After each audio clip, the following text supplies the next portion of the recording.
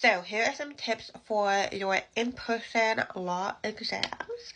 If you're new here, I'm Lauren. I am a new lawyer from Melbourne, and I went from failing 8 classes in law school to getting 3 HDs in my last semester, and now I'm an admitted lawyer.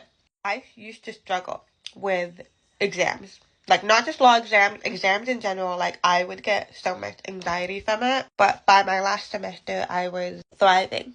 And I ended up getting 3 HDs. So here's how I did it. Number one thing that helped me pick up my grades from getting 8 failures to getting 3 HDs is literally how I did the entire semester, including the exam notes.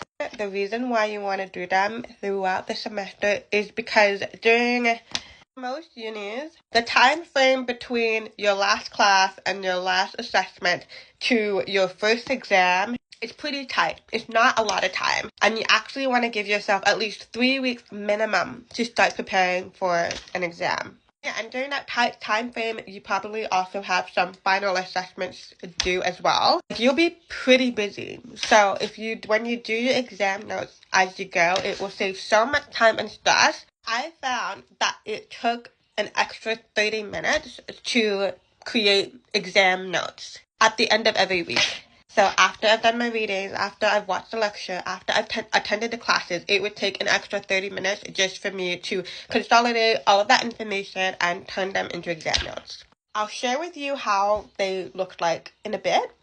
But this second one was also really helpful. That at the end of every week, you just rate the level of difficulty of the topic. So now I'll show you. So I used Notion to organize my notes. I had a page for each unit. Let's say equity and trust, because equity and trust was actually the unit that I had failed. But when I did it again the second time, I got a HD in it. So I have my unit conveners details there so I can easily contact them when needed. If there's a link to the textbook, I would have it there too.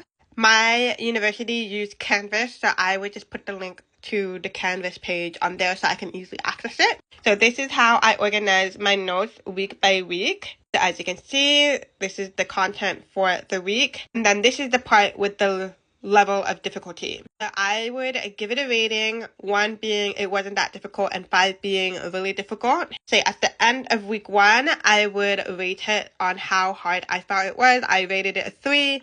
Same thing for week 2, I rated it a 2, and then so on. And then when it comes closer to the exam and I'm trying to figure out what topics I need to prioritize first, I just look at my ratings. It was a good thing that for this particular unit, there wasn't any topic that reached the 5, like the most